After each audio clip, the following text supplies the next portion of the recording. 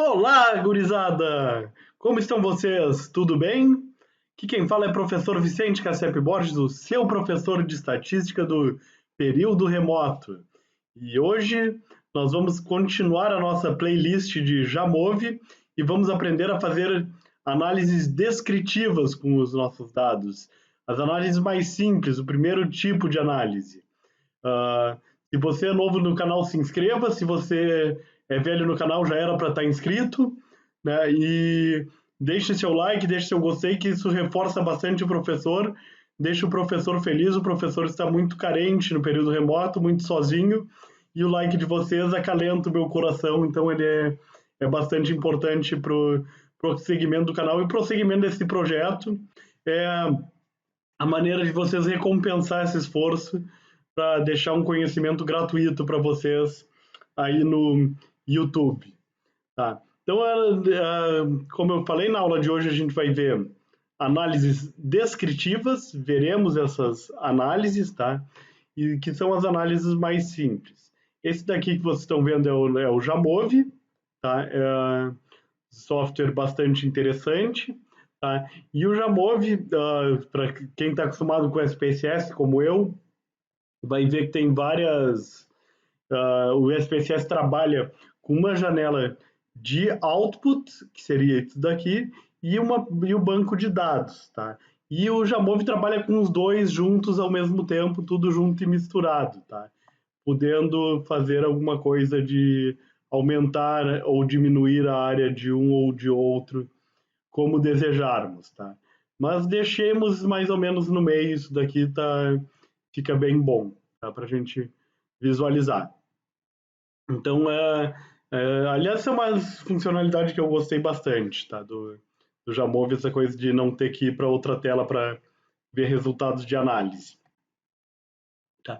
Vamos ver, então a gente mexeu com os dados na outra aula, mexemos com nesta parte da planilha de dados para organizar a nossa planilha.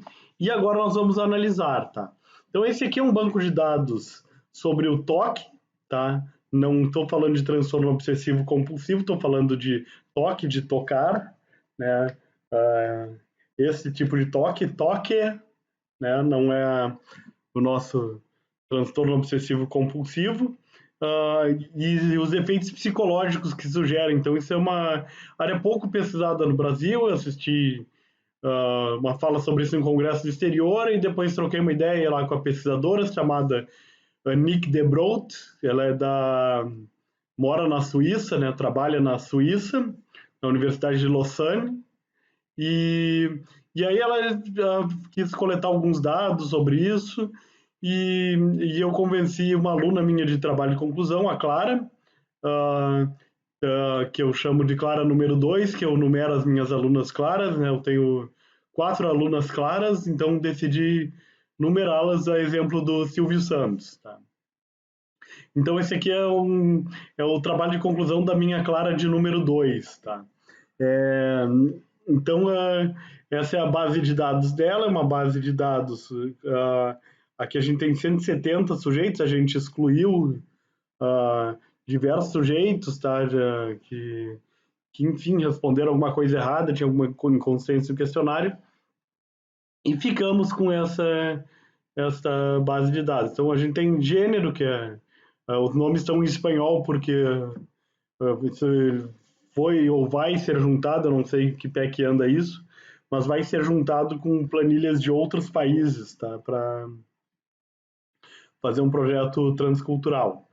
Então a gente tem o gênero, idade, orientação sexual, se é solteiro, divorciado, casualmente saindo com alguém, namoro sério. Então tem algumas opções aqui de namoro, enfim, então, o idioma que a pessoa respondeu foi todo mundo em português, sendo uma variável, uma constante. Educação, então superior, classe. Aí uma escala do que quanto eu pratico toque, se o meu parceiro toca em mim, e assim por diante. A gente tem várias escalas aqui de familismo, de MAC que mede apego e assim por diante, tá? Aqui identificação, data que submeteu, então tá. Então vamos analisar algumas variáveis, vamos começar por essa idade, assim, tá? Então, é uma variável que é normal vocês terem no banco de dados de vocês, muito comum de pesquisa encontrar essa variável, e para analisar esses dados, idade é uma coisa que geralmente a gente quer saber da média, tá? Dessa idade de dados é uma medida de tendência central importante, tá? A média. Então, essa eu acho que é a principal informação. Qual que é a média de idade de todos os meus participantes? Você pode ir lá pegar sua calculadora, você sabe a fórmula da média, uma 26, 24, 33, 22, 20, não sei o que, e divide pelo número de elementos do conjunto, isso é a média. Mas a gente não precisa fazer esse negócio tão tosco, né? Vamos lá.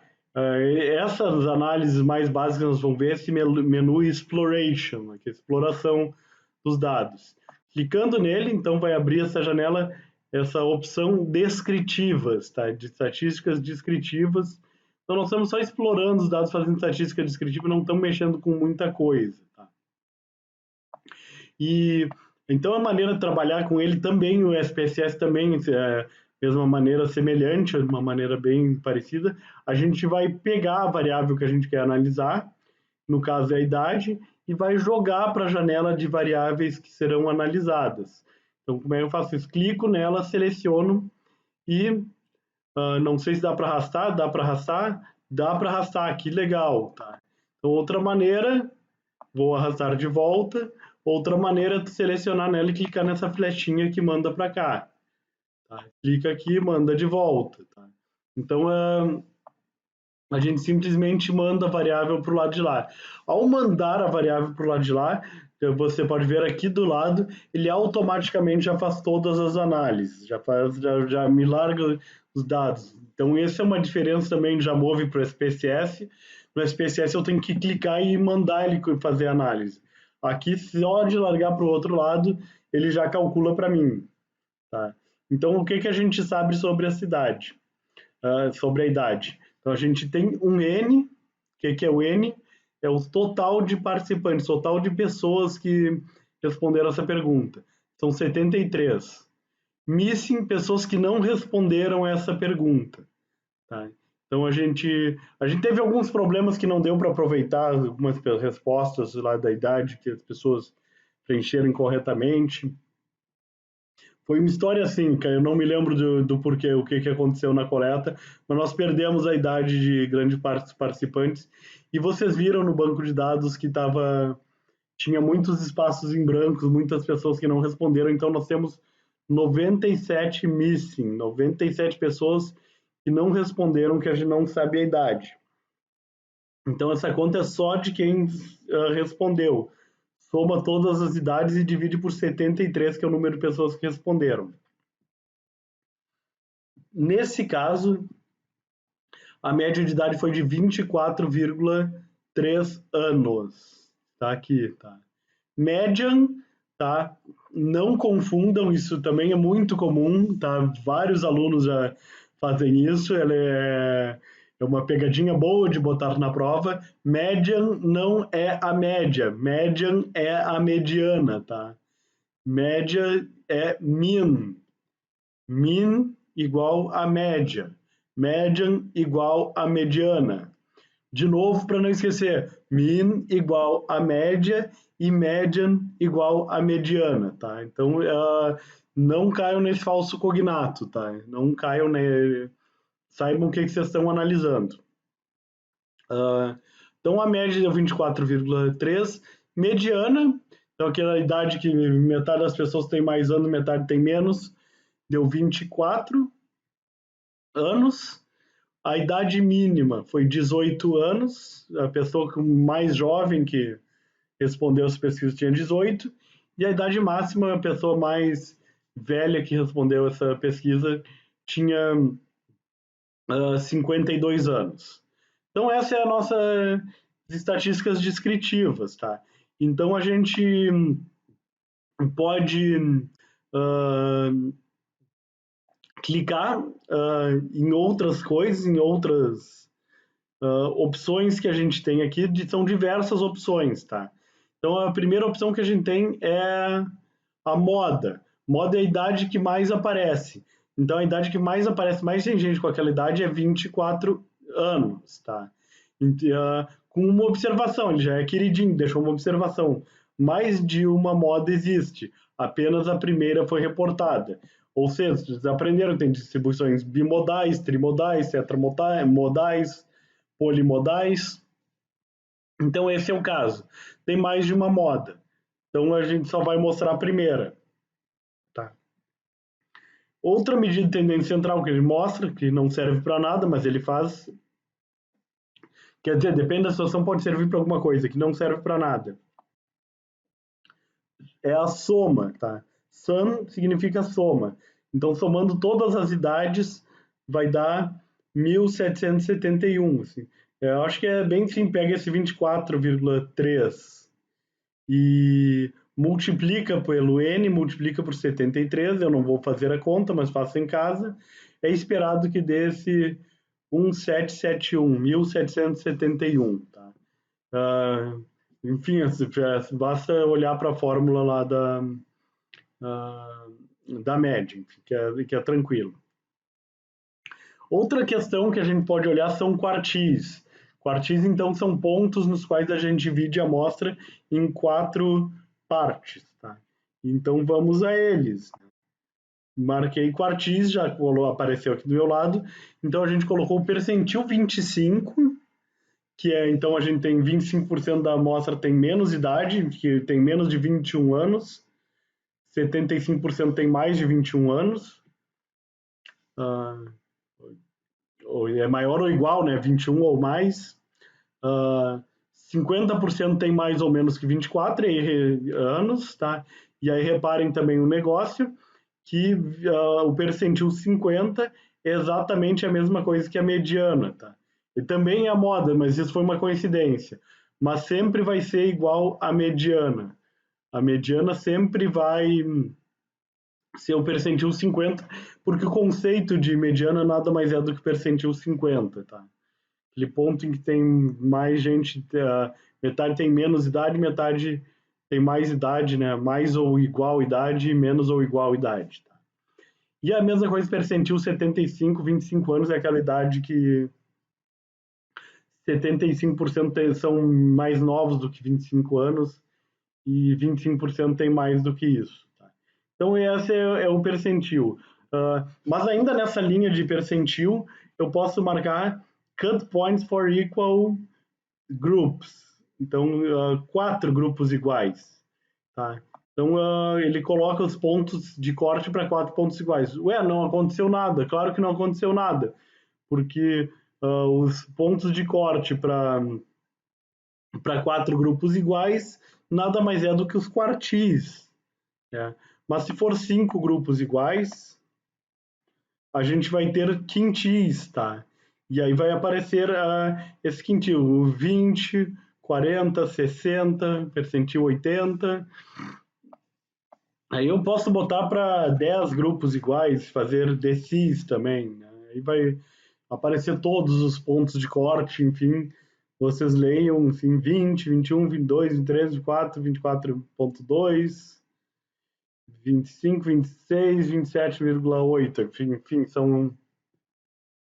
Então, e vocês botem quantos quiser, pode botar número quebrado aqui, sei lá, 11. Ah, 11 ele não faz. Mas 7 ele faz. 7 vai me dar alguma coisa quebrada aqui, tá? Então o máximo é 10. Então já descobri isso agora aqui.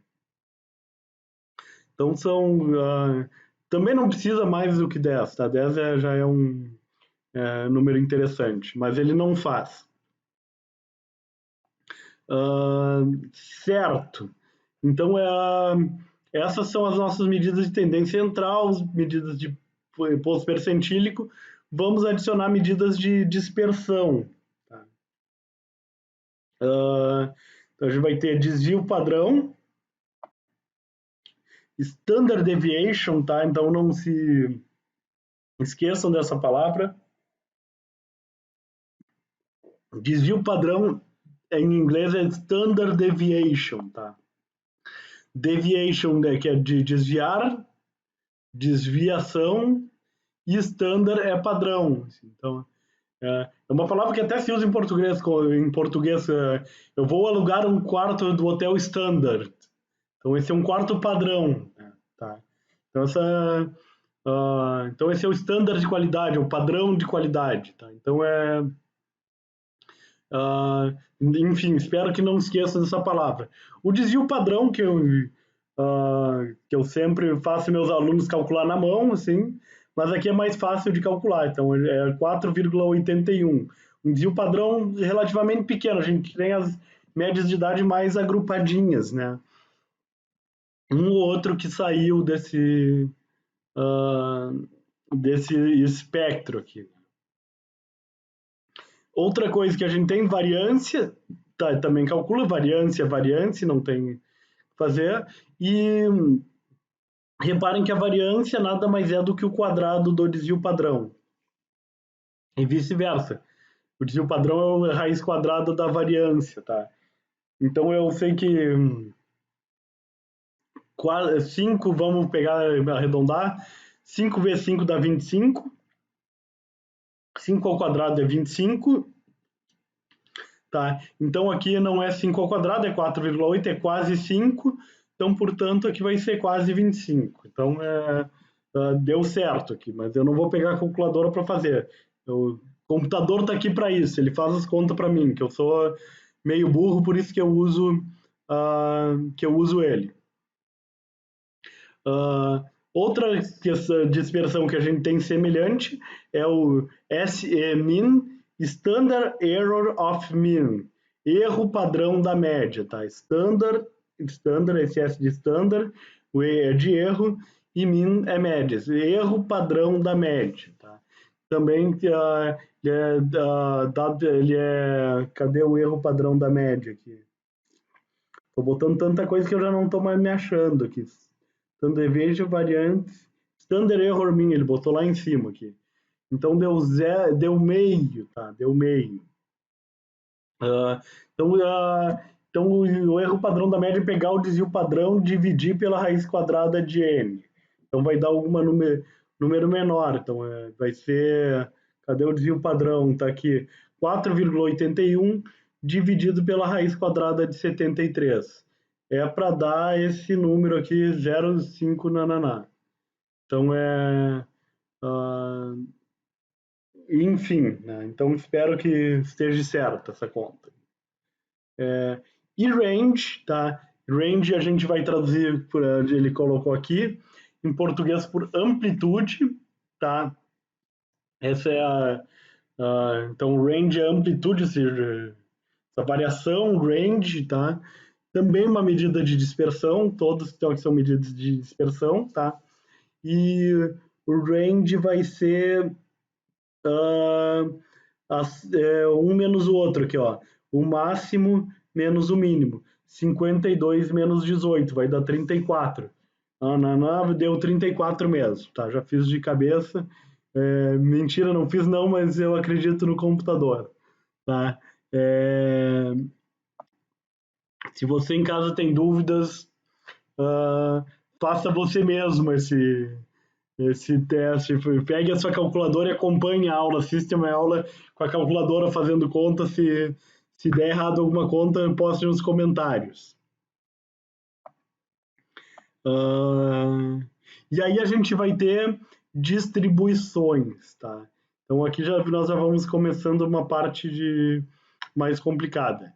Skewness, tá? Skewness é a assimetria, tá? Então isso aqui você tem que se lembrar da nossa aula conceitual, tá? Assimetria, deixa eu ver onde é que apareceu a skewness. E eu já estou perdido aqui, tem muito aqui, tá aqui. Então a assimetria é positiva, então significa que temos uma curva normal, eu não consigo desenhá-la, ela acompanha a seta aqui, ó, ela é uma coisa mais ou menos assim, tá? De novo, ela é mais assim, tá? Então, ou seja, ela sobe e tem aquela cauda longa para a direita, tá? Agora eu não sei se na tela ficou para a direita mesmo, assim, tá?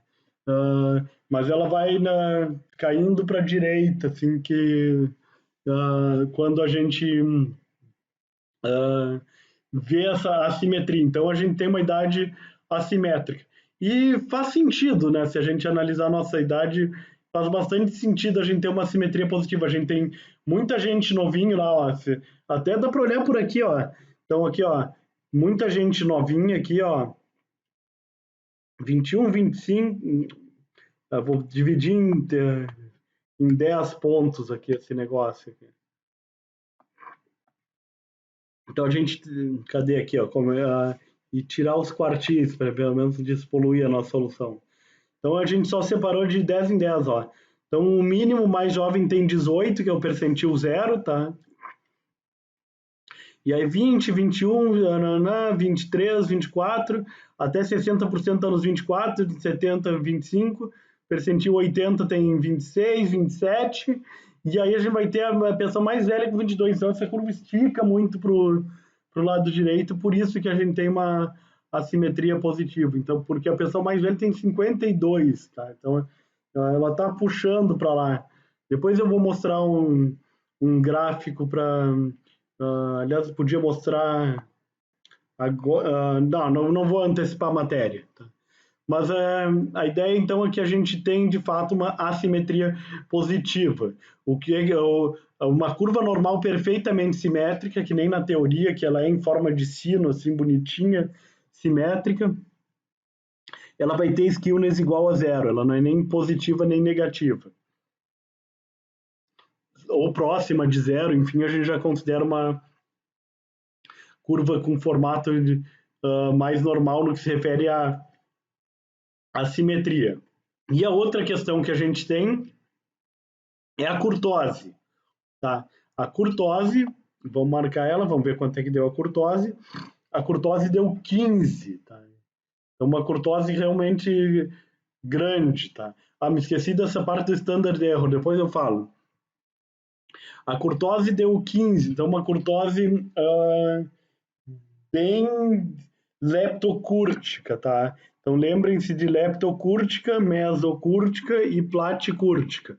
Agora vai dar para ver que não vai ter inversão. Então, leptocúrtica, aquela curva normal pontudinha, assim, isso é uma curva leptocúrtica, com a curtose positiva, uma curva normal mais mesocúrtica, que é a curva normal mais no meio, mais perfeitinha, bonitinha, e a curva normal platicúrtica em formato de prato, tá? Aquela curvona achatada, então isso vai ser uma curtose negativa, tá? A gente considera que tem várias maneiras de considerar, várias maneiras de avaliar isso, mas a gente considera que existe uma simetria positiva ou negativa quando o valor da skewness é maior do que 2 vezes o seu erro padrão, tá?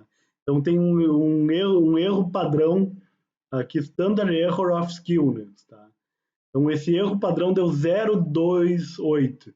Então isso aqui é muito maior do que 2 vezes o seu próprio erro padrão. Então ela saiu então, fora da skewness e a gente pode dizer que isso aqui é assimétrico positivo. E a mesma coisa com a curtose deu 15, gigantesca, e o erro padrão da curtose deu meio, então isso aqui deve dar, vamos arredondar isso aqui para meio, então a gente tem 30 vezes a curtose é 30 vezes seu erro padrão num arredondamento aqui de cabeça. Então ela é muito leptocúrtica, muito pontudinha a nossa curva normal. Tá? E aí a gente tem um teste de normalidade chamado Shapiro-Wilk, tá? Então esse é um teste que avalia assim, se essa minha distribuição é normal ou não, se meus dados estão distribuídos normalmente. E como é que eu interpreto esse Shapiro-Wilk? Se isso aqui for significativo, que é o caso, ou seja, quando esse valor de P for menor que 0,05, tá? Então, isso é um dado significativo. Tá? Quando isso acontecer, eu tenho um problema de normalidade, que eu já identifiquei simplesmente analisando a skewness e a curtose assimetria e a curtose, para falar em português. A curtose e curtose é mais ou menos a mesma coisa em inglês e português. Skewness se traduz por assimetria. Tá, então, como esse número é significativo, ele é menor que 0,05, a gente considera que a gente tem um problema de normalidade. Tá? Então, o que, que a gente faz? Como é que é o teste? A gente vai ter a curva normal, perfeita, montada lá pelos computadores, pela teoria da estatística, existe essa curva, ele vai estimar essa curva e vai fazer uma comparação com a minha curva da idade empírica que eu localizei. Eu vou ter que mostrar esse gráfico aqui, depois eu ensino a fazer. Então, enfim, vamos mostrar o gráfico de barra para vocês entenderem, vou fazer um histograma aqui, tá? Só para vocês, acho que vai ficar mais claro se a gente ver o histograma, depois eu vou ensinar como é que se faz, tá? Então, a gente vai ter essa é a nossa curva normal, que eu acho que dá para entender bem direitinho por que ela é leptocúrtica, ela tá pontuda, essa curva normal tá muito pontuda, e tem alguns dados puxando para essas pessoas mais velhas, de idade mais velha, puxando a nossa curva normal para o lado de lá, pelo menos na minha perspectiva da tela. Eu espero que não fique invertido na hora que vocês verem. Então tem essa questão, skewness, que é a assimetria, que ela então ela puxa para esse lado, e a curtose mostrando que ela é pontuda, por isso que é uma curtose positiva, tá? Então o Shapiro-Wilk, esse teste Shapiro-Wilk, ele vai comparar minha curva normal bonitinha, mesocúrtica, se a simetria é igual a zero, nenhuma simetria, vai comparar minha curva normal bonitinha com essa daqui. Se existir uma diferença estatisticamente significativa, P menor que 0,1, então isso aqui vai indicar que meu dado não é normal, ou não apresenta normalidade. Então eu acho que para a aula de hoje já deu, né? Assim, a gente continua gravando. Num próximo vídeo a gente mostra, eu já mostrei então essas primeiras análises descritivas, e no próximo vídeo a gente continua vendo essas análises descritivas para esse vídeo não ficar muito longo. Então foi uma satisfação estar com vocês. Deixa aquele like, deixa o meu like, deixa o meu beijinho, meu abraço, muito obrigado pelo vídeo, ou minha dúvida, professor explicou tudo errado, tá? Mas deixe alguma coisa aqui, deixe o melhor de vocês para agradecer o melhor de mim que eu estou dando para vocês. Grande abraço, se cuidem e até a próxima.